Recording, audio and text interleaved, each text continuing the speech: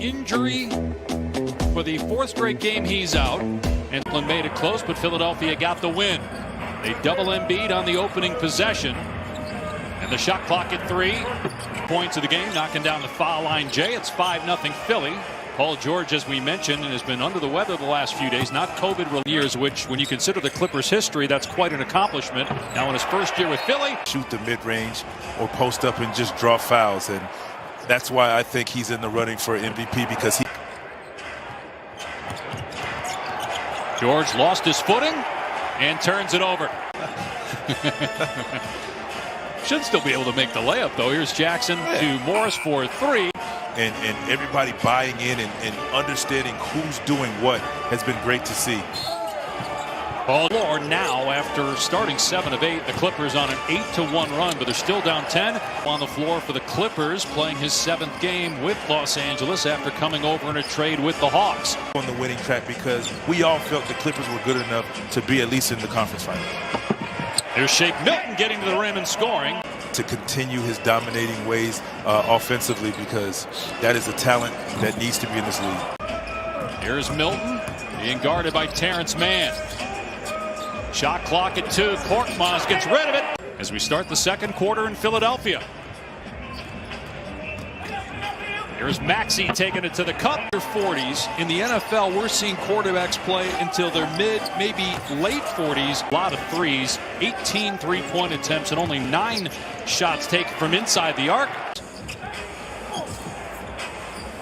Scott looking to answer, does. Did was genius in my opinion. Yes, he didn't shoot the ball, and people used to sag off of. They know that I'm either going to get fouled or it's a bucket.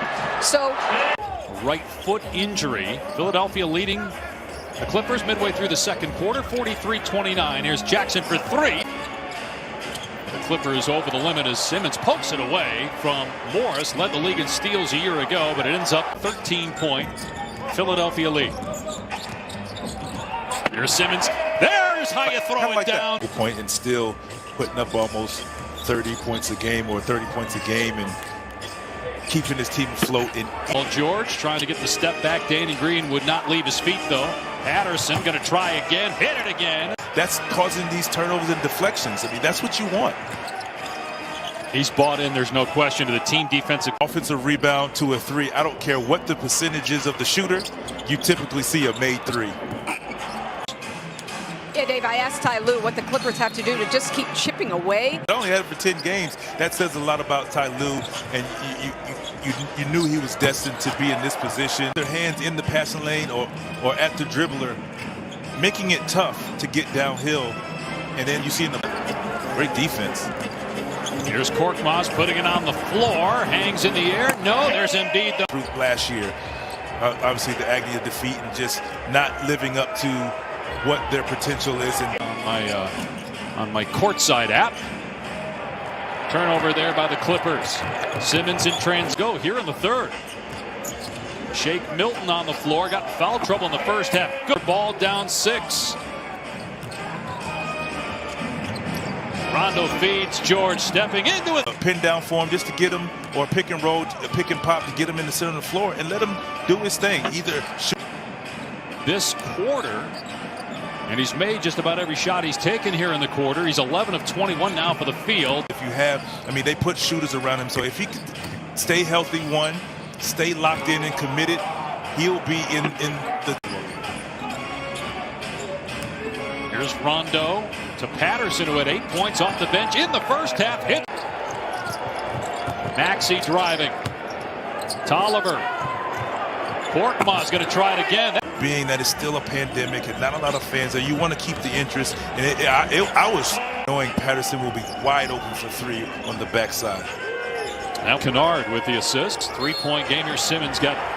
And utilizing his gifted athletic ability and putting it all together, and he's just playing great basketball. That big lead in the first half of 17 points, it's down to 1 as they go to Simmons out of the timeout. And then come back, and sometimes the refs won't even let you come back. So, you know, in a situation like this, you just can't give easy and free points. to take a 1-point lead here in Philadelphia. This happened to the Sixers the other night. Had the big lead against Brooklyn. Green with 3 steals and 2 blocks tonight. 10 steals for Philly as a team. Philly wins the tap. Here is Simmons on the other end. Good play by George. A knee soreness. Second game he's missed this week. And also Seth Curry out with a hip injury as Paul George gets a block. Here's Simmons penetrating and kicking. 3 ball on the way. Good. Oh. Here's Paul George driving. Got it stripped. A turnover. Milton running ahead to a shooter from the paint. I mean, that's how you win the MVP. On target for an easy layup. Here's Embiid, middle of the floor again at the free throw line. Drives past Morris and is fouled.